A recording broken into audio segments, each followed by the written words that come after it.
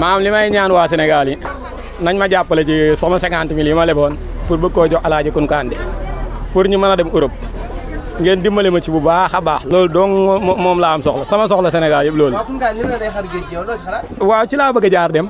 léegi 50 000 yi ma dajale pour war ko cee dugal. moom laa bëgg ngeen jàppale ma rek.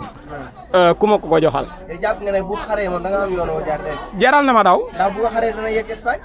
fu mu yem baax na ma laa ko Sénégal. démb si interview am damaa dégg. kooku du Kunkandé waaju xeesal ji la.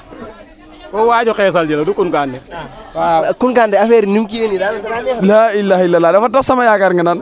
tas sama yaakaar la def man waajoon naa samay bagages yi moom fi bàyyi woon kon ba tey demoon naa Dakar. Kunkandé boo xaroon géej gi yow est-ce que di nga mën a nekk naan da nga am yoon woo jaar est-ce que boo xaree du ko xar ci ay mètres.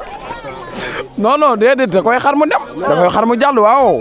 yow daal am nga lu la métti kon ci Kunkandé. waaw métti na ma loolu de yàlla métti na ma de moom sama yaakaar tas na ko de.